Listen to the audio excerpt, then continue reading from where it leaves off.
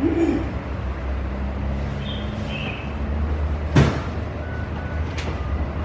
afternoon to you all.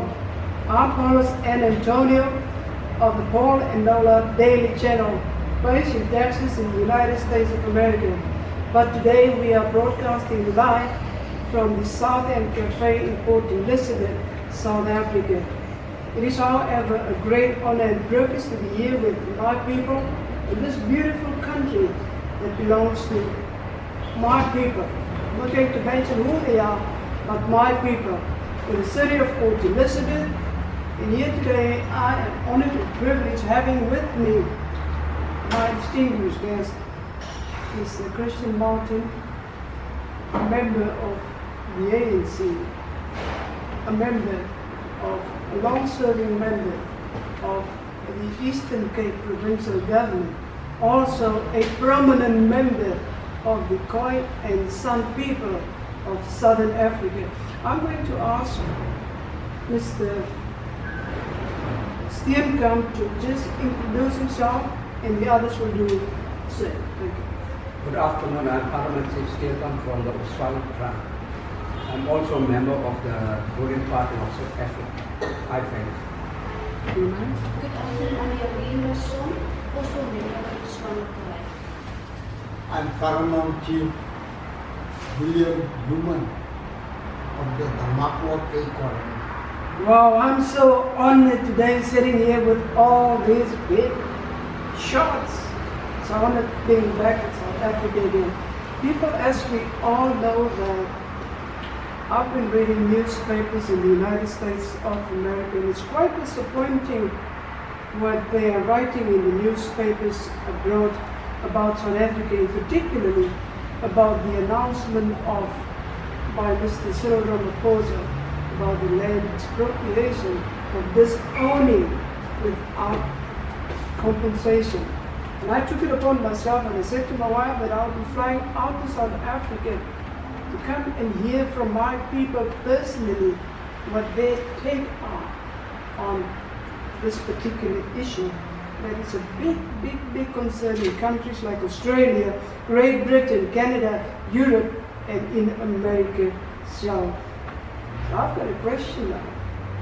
Due to a thorough research done by Mr. Andrea Moniga at the University of Cambridge in England, they did a research program, a project on 6,000 human skulls and DNA samples of people from across the globe. And scientists from across the globe, they came together only to come to the conclusion that life has in fact begun nowhere else but in Africa, and that the Khoi and San were included as the very first inhabitants of Southern Africa. Now my question to you today is, would it then be safe to say that the Khoi people, the Khoi and San, were in fact the very first inhabitants of Southern Africa? Yes, I think I will say yes on that point, definitely, because it has been proven lately, even if you look at one of the mummies, a Khoi person that died, that was mummified, that was found in one of our areas.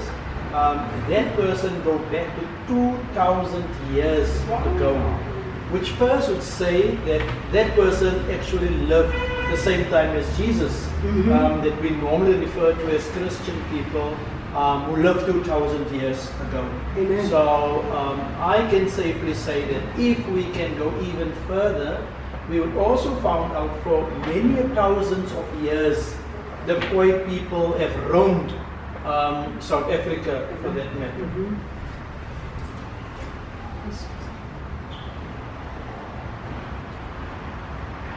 I just want to say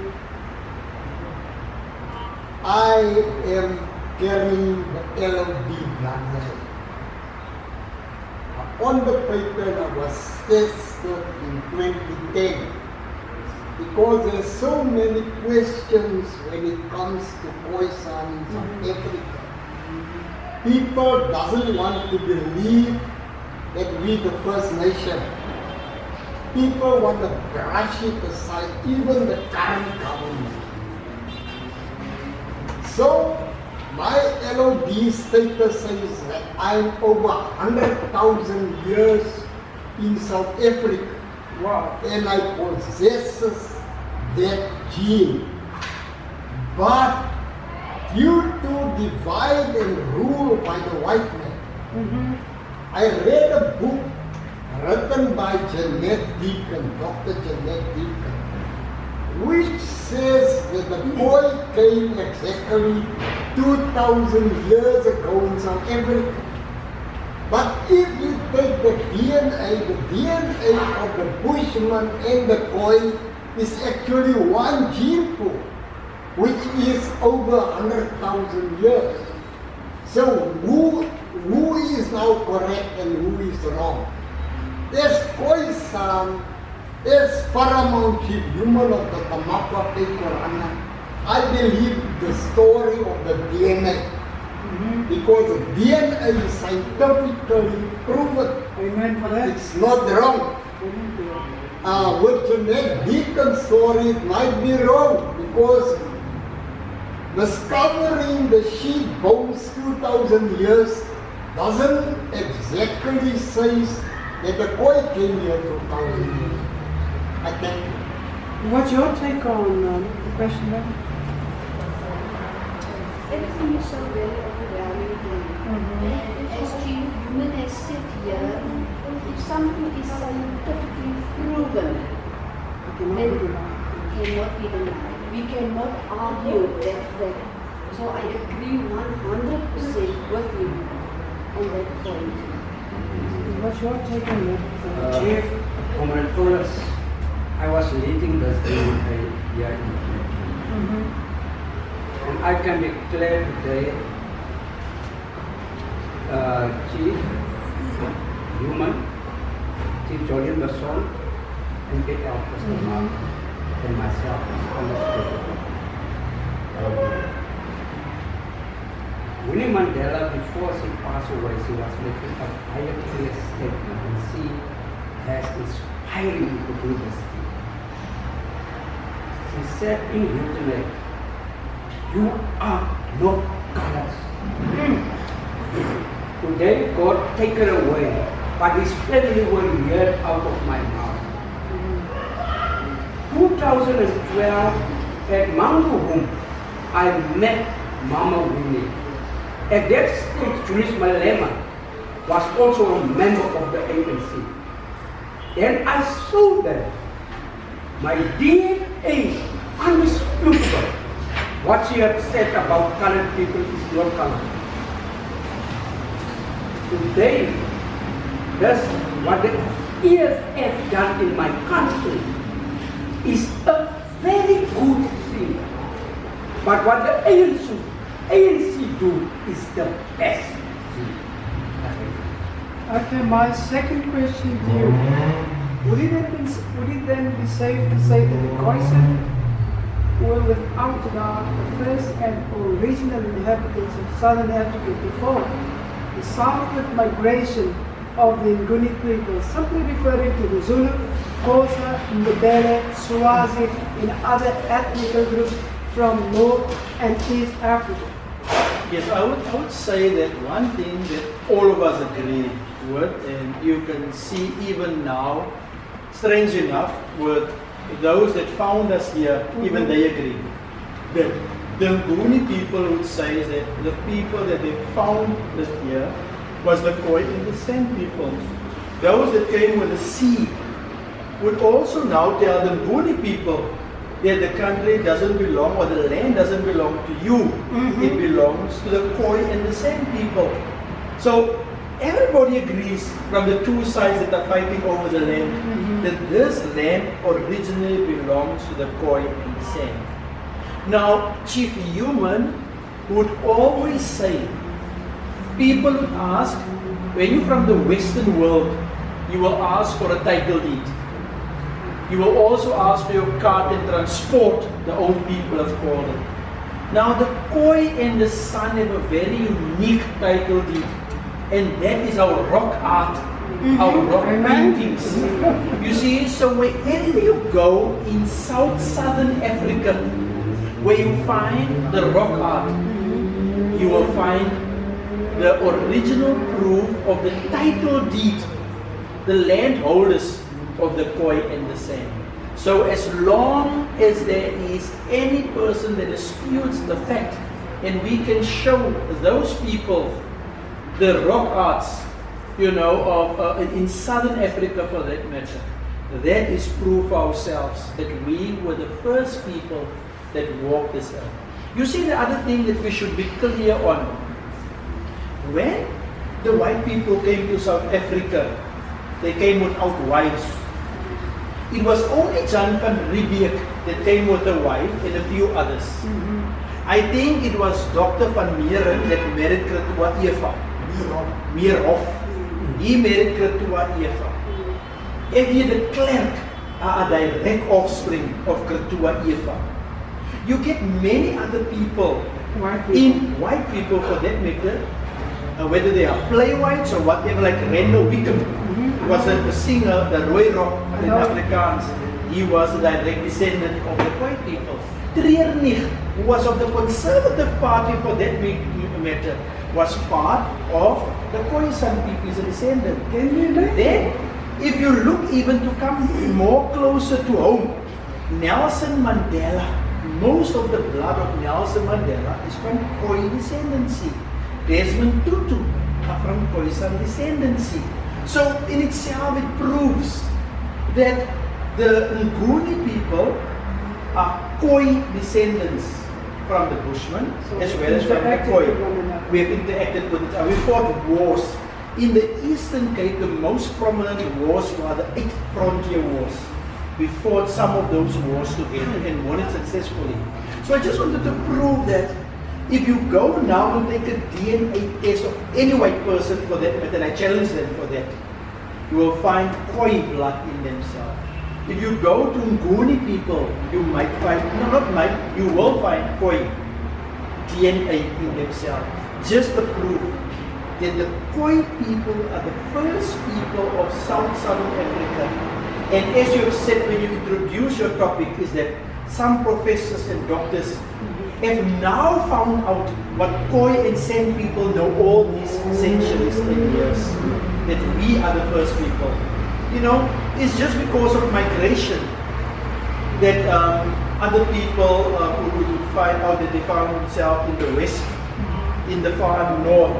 But when you check or do the DNA, you will find out that they are actually descendants and direct descendants for that matter of the Khoi and the San people. Nguni people today are proud to say they are descendants of Khoi and San. I know they don't want to be descendants of colored people, but definitely Khoi and San. Yes, Chief, what's your take on that? I think it's of a different kind. The Khoi and the San might be the solution of racism in South Africa forever. Because the Khoi and the San carries 3 pigments. One must remember that they have the oldest gene in the world. So actually all people come from them. Khoi and the San. Yeah. We are the great grandfathers and great grandmothers of the so-called white men, of the so-called black men, of the so-called Chinese for that matter. Because right here in the Eastern Cape, you would find the Chinese bushmen who work naked around without any skins. That was in the Stone Age period. But I want to elaborate more on the 3 pigments. You get the red pigment, and that Khoi or Khoi San or Khoi and San, they've got a reddish pigmentation on their skin, similar like a white skin. People with red hair, you get it. Even in the deserts of the Kalahari, you get it. I've noticed that. Yeah, that is a red pigment. Then you get the yellow pigment, similar like me, and you still come. Bijvoorbeeld mijn aunt en mijn aunt. Yeah. Then you get the black pigment, like you please. Now, what is happening here in South Africa, the Xhosa and the Zulu and in the Bene and the Sotho and the Herero, they are so color conscious that whenever they see a black person, then it's their nation. Which is not always the case. Which is not true with the Khoi and the San. Because the Khoi and the San doesn't know racism. They know that you are a person. And they only regard you according to your values. And not according to the color of your skin. So, if I told earlier, we wanted First Nation status, which is important to us, because this is our land. All the marks are there. If I can take Christians' argument further, we used to bury in round graves the deceased would sit in a sitting position in the grave. Not lying. Not lying down. The deceased would face eastward. Why is it? Because the sun is coming out. So, on top of the grave, we don't place flowers on the grave, but we place stones on the grave. And those stones, whenever a passes by, you go past the grave, you take another stone and place it on the grave, and with a green trick of bufu or a skin. So you get the bundles of these graves. So these graves are also known as the bundles. Our priesthood leader, HCEB, has got more than 100 graves in South Africa. And where you see these bundles, you know it's the territory of the Khoi and the San. Thank you. What's your take on that? As I must conclude what MPL Mr said. Now, I think Chief women, and as MPL Mr is clearly spoke about the rock art. The rock art, that is our title. This is our land. Why? What is the fight and the quarrel about? Because the rock art is a proof that this land belongs to the Khoi and the San. And that's the best title deed? That's the best title deed that you can get. Your chief, Jacob, what do you have to say? What is your take on it?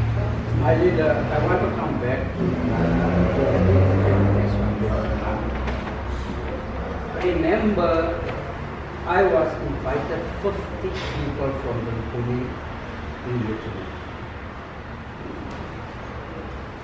How could this 49 have come out? So it shows you clear. He was very close. Interaction. Secondly, what apartheid have done to us, they can never remove the DA from us. The ugly part, it is there, but they can never remove that we are undisputable. the owners of South Africa.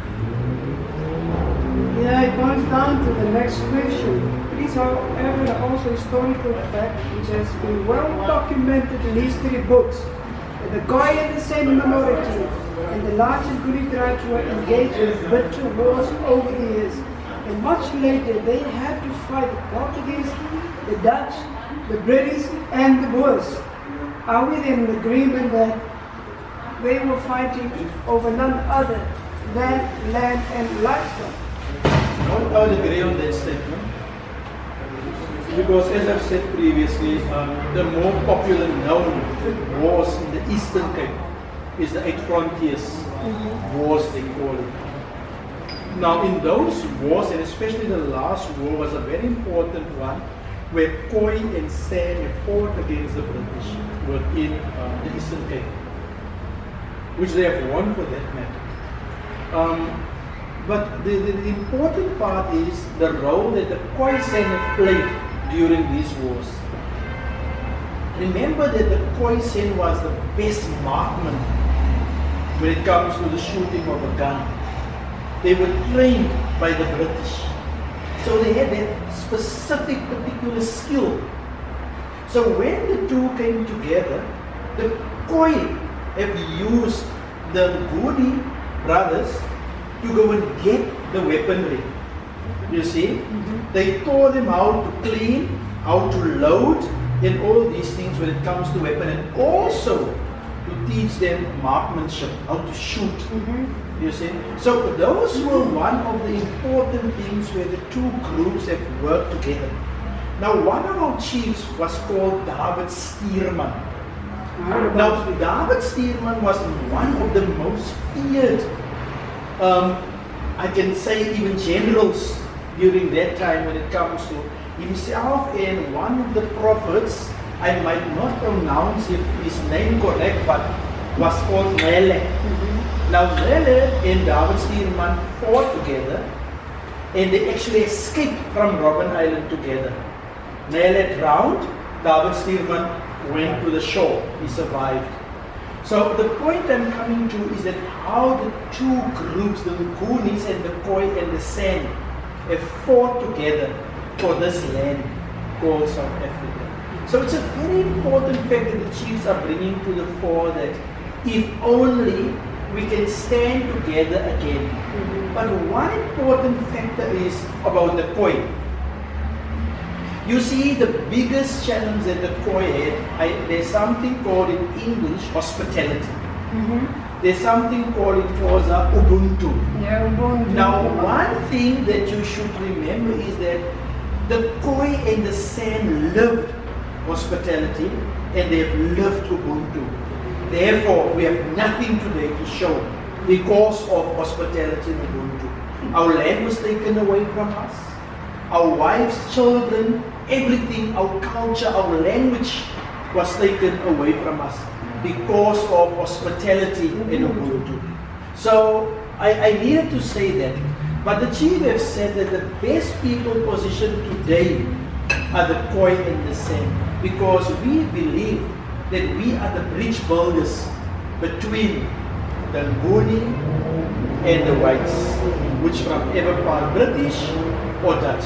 But we were always the bridge builders between the two. And we still believe, while the two of them are fighting, we are the people that can bring South Africa in a united nation and country together because of our belief of Te unity in diversity, unity as one. So that is my take when it comes to this. Chief, you want what for? I just want to embrace the American population also with my language. I want to tell you my name is Toina Nkoisi. Kita K.A. Toina Nkoisi. Toina means conqueror. Nkoisi is the same meaning like human, to be human towards one another. I think the biggest mistake we've made, and my forefathers have made, was the way of compromising. I think we compromised too much.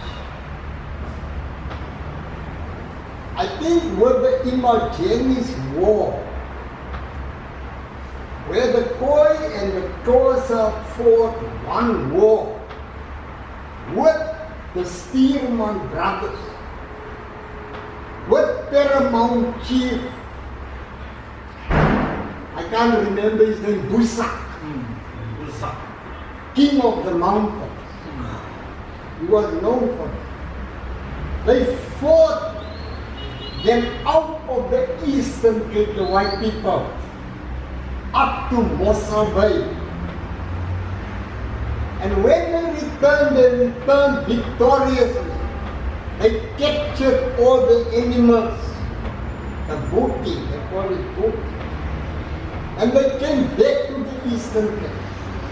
But then the British sent a General Dundas to them. And he spoke to the Xhosa, telling the Xhosa that he would give them land across the Fish River, the Great Fish River. And then the Khoi told them, no, let's have a meeting all together because we fought both in the war. General Dundas wouldn't budge. But then he held a separate meeting with the willingness of the Xhosa people. And the Xhosa people accepted that right. And that's why there is apartheid in the Eastern Cape up until now. Apartheid would have never came to the Eastern Cape if it weren't for the Xhosa people stabbing the Khoi and San people in the back. On the brink of compromises, we are again standing in front of a fire. We always stand in front of fires. We are so burnt by the fires. We are so humiliated by the fires. We are so demoralized as a nation by the fires that I don't know. Will we withstand another humiliating source of implication or infection or I don't know how to put it. But should we again compromise our First Nation status, or should we compromise in order to bring alleviation to our people? Because as we are sitting here today, our people get robbed. Young guys with firearms is roaming the streets. There's no work for them. When they go look for a work, they are told they are not black enough. They are generic black. And because they are generic black, that's a second-class black person. You see, the black also gets divided into categories. It's a black, almost a black apartheid that is covering us now. At first, we were covered by a white apartheid. Yes. Now we are sitting with a black apartheid. The Khoi, we are what? Honorable Christian Martin here as our leader. And we are hoping with all our trust in him that he will be able to lead us out of this horrible and frantic situation.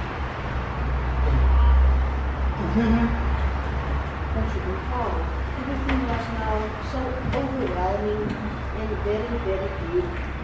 But there's a saying that says that at the end of the tunnel, there's light. And if we quote Martin Luther King, we shall overcome. And I believe it's our time now that we shall overcome. This land is poison land, and it's undisputable. We cannot argue that fact. MPL Martin again, the title deed, the proof is there. So they cannot take our land from What us. is the proof? Our title deed, the rock art. That The is rock black art art here. is our title deed, and the proof is there. So with that rock art, without title deed, they cannot take your house away from you and put you in the street. So how can they do it to us? We've suffered too long. So it's time that we stand up and take back what rightfully belongs to us, to the poison and the suffer. Very deep. Yes, my leader. The African National Congress, under the leadership of Cyril Ramaphosa, has promised that they will send a commission to look into the affairs for full recognition in our birth country. Now, my advice for him is we must not take long, because many of our great leaders have passed on. I am advising that that commission, we must speed up the process. We must not keep it against us. I would also agree with you on that, because we are running a race against time. We're growing older and older as the years are passing by. So if the president gives that in an expedited manner, you and I and everybody will benefit from it. My next question to you guys is, how do you guys define the term land expropriation or land disowner in layman's terms for everybody who's trying to understand what we are talking about here today? I would say from my side, when it comes to land expropriation, first, this is not a new term. We don't have land because of land expropriation. We were disowned. Yes, we were disowned, you know. So it's the strangest phenomenon where you get somebody that robs you, and then when you want your property back, you have to pay him to get your property back. And this is what people are telling us today. We had land, but because of our Khoi and San indigenous Ubuntu and hospitality of sharing and giving, you know, an indigenous story would be that when you come into my village, I give you a chicken, I give you a cow, or I give you a sheep. And then when you have more sheep, cattle and chickens, and you finish with it, you bring the one that I have given you, you bring it back. But I've given you a startup. Now that is Ubuntu hospitality. So what happened here is that the people that came over the sea did not understand the concepts of Africanism, the true one. Remember, they are hoarders. The more they have, the more they want. You understand? So when we, in the situation that we are now, are saying is that we don't have land, give us some of your land. Then they don't understand the concept. When you have, you give, you share. They will tell you that no, my great-grandfather have worked, or my great-grandfather have inherited, and those type of things. We don't talk about inheritance, we are talking about communal land. It's for all of us. It's for the tribe and for the nation, you know. So, by first to start with, when it comes to expropriation, we've been expropriated from 1652 onwards. It did not start 1913 for that matter. So that was the first wrong that our democratic government have done, is to start from 1913. By 1913 we had nothing. We really honestly had nothing. You see? So we are saying, and this is my view now, the chiefs are here to say their views. We would be highly ignorant if we want to say that give our land back, because the land has been developed. Yeah. But what we as the Khoi are saying is that let's share what's on our land. You know, let's share the wealth of the country as by the Freedom Charter. You know, let's share the wealth of the country as the Freedom Charter would say. You know, so that is the sentiment that we are carrying. It can never be that one time your great-great-grandfather that came over the sea took a horse, drove that horse until it fell flat and dead of exhaustion, and then you put in a pen and say from there to here, this is my land. You understand? And therefore we have nothing today. What we are saying, number one, we are saying as the Khoi people, when our ancestors and those that are descendants of them are working on a farm in Cape Town Highlands, are working in Gamto's Valley on the citrus and on the citrus farms, we are saying, why don't we start a form of expropriation and say, let's share the land and we work it together and we share the benefits of that land together. You know, then we know that we are partners in this. You see, those are the type of things that we as the Khoi and the same people are talking. The winelands of Cape Town, as we speak today, the people that came over the sea are still paying our people in the docks also. Which is still happening where people are getting payment through the docks. There is a meeting that for your hard work and labor I pay you with alcohol. It is still happening as we are speaking. So which means that what we are saying, why not doing partnership with those people? You will still have your money, we will still have something for our hard labor, but we will be partners on this one. That is what we as the Khoi people want to call expropriation. Let's share, let's not fight.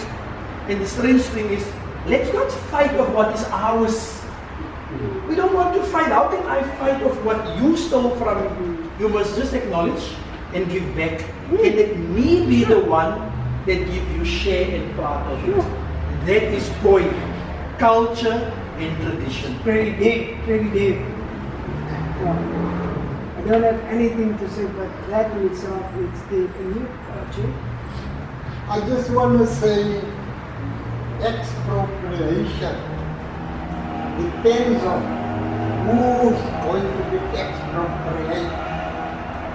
For so few of the so-called colored people which is Khoi and San possesses land, and if they must be expropriated, and expropriation is actually bad, because they are the owners of the land. On the other hand, there's a law that in 2005 the government decided not to give land away anymore, to give title deeds away anymore to any person. So what is government doing? It's leasing the land. So even if it gives the Khoi San land, it doesn't really, it's not theirs. They are leasing. And if you are leasing a property, you don't have rights to go to the bank. You don't have ownership. The bank won't give you a loan. That recipe in itself is for failure. Because when there's a drought, you need maybe to fix a dam on the farm. You need to get to the bank because your bucket has been broken down to fix stuff on the farm. Now you can't fix it because you can't get a loan in the bank. You must go back to government to get some funding from government. And is it really possible for government to fund everybody that is crying for funds from the land? It's not possible. It's mine. Yes, I want to say, how can I take something that actually belonged to my ancestors? The biggest fear here is the sharing of wealth, the sharing of benefits. it's not so much about the land, the big issue of the land, but what they are actually afraid of. They don't want to share the benefits of the land to the rightful owners, the Khoi and the sand. So that's something that we must think about. Is it really about the land, or must the poor become poorer, or aren't we supposed to uplift each other and help? Yes, my leader. My advice once again is the fruit of my country. We must enjoy that fruit together. Our constitution in this country make it very clear we must not discriminate against each other. And what very important is the white people, they must go deep in his inner side and say to himself, what this chief and MPL today say is 100% the truth. Their forefathers have stolen the land from the indigenous people. There was no need for fear. Come to the table, invite us to your rooms and tell your story. We will listen to your story. But we will remind you, we are first. It's our country. I thank you. I just want to come in, Paulus, with one thing that we always miss when it comes to expropriation. Even the president has missed. You must remember that colonialism, apartheid, was also built within religion. Yeah. Exactly. There's a difference between spirituality and religion. You see, the Khoisan people are spiritual people. We know how to embrace and to worship God from the in.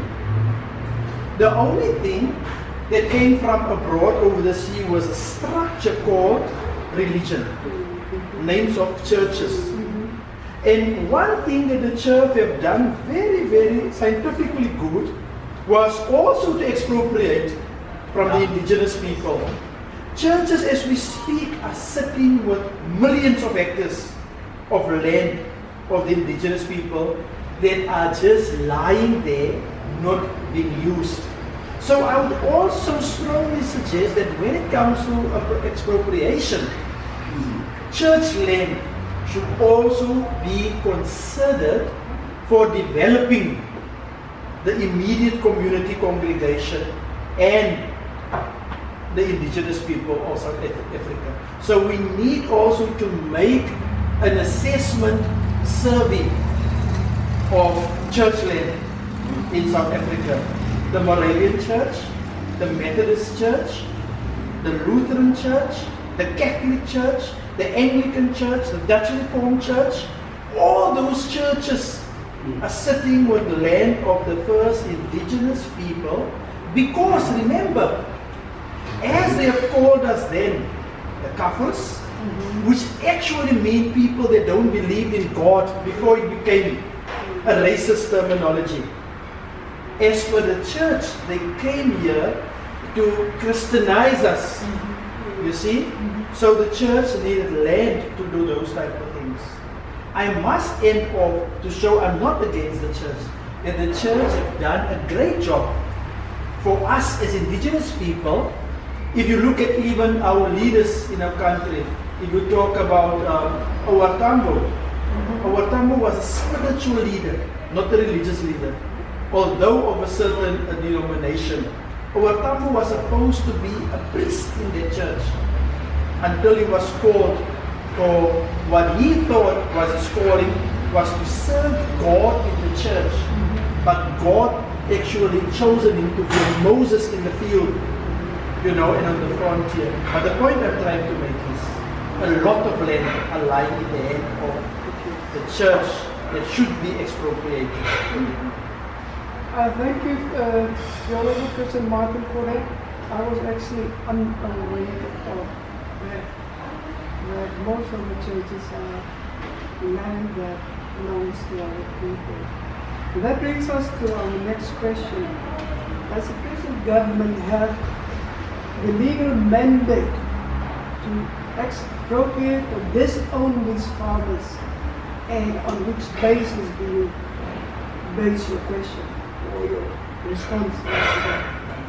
Okay, if I have to come in here, remember, there's nothing, and even in the preamble of our Constitution, the preamble of the Freedom Charter that says, the preamble of the Constitution would say, we the people. Mm-hmm. The Freedom Charter would say, the people shall govern. So where we are now is where the President have made a pronouncement. Mm-hmm. So after the pronouncement, it was even debated. This is the processes now. It was debated in Parliament. And every political party who represent people outside here got an opportunity to put his case. Now it is coming, as we call it, public hearings or public participation, where we the people will have our input in this thing. And we as the Khoi people had an earlier meeting where for all these important things we must come together and have a united mandate, whether it is to government or whether it is to improve and develop our lives. So we are busy compiling our united mandate where we stand with expropriation when it comes to public hearing or public participation. This is human, Chief Human. Yeah, I just want to say, mandate. How does I answer that question? As I have a mandate. Must remember, if we go back to Odessa 1 and Odessa 2, the indigenous people weren't part of that team. Leading up to the election, the indigenous people were still absent from the team. Now comes the question, how can you decide on another person's house if you are not the owner of the house? Makes me I wonder. don't think they have a mandate. That at makes all. me wonder. I don't think they have a mandate at all. Because the indigenous people who should have been there from the onset and not in the middle of the negotiation.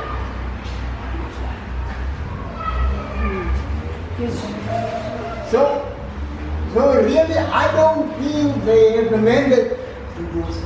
Yes, sir. I agree with Chief Human 100%. I don't also see that they have the mandate. We can do the mandate, but up to now, the mandate is still lying in the Amen. I still have two more questions before we will end up this program. I very vividly remember the speech by Nelson Mandela a few years ago, on the 23rd of June, 1998, where he said there will never be peace in the country unless this country has been given back to its rightful owners, which are Khoi in the Senate. Khoi and Mr. Now we don't want a situation where South Africa, at the end of the day, will be destroyed as a result of whatever is happening.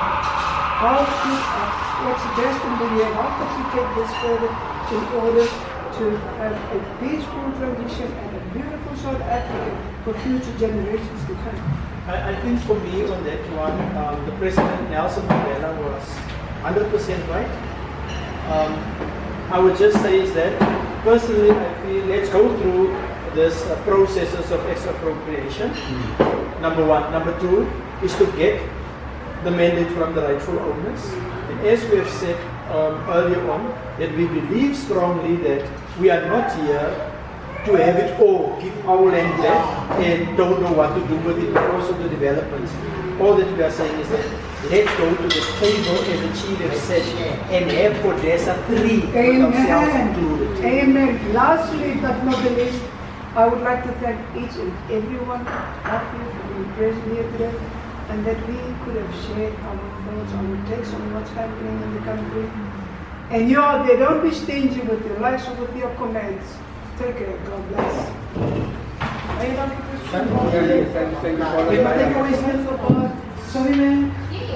Dit is dit hoe we zitten moment. Dit is het moment. Ik heb hier zo'n lieve nog. Jammer, maar dan zit je niet in de bank. Zie je dit nog?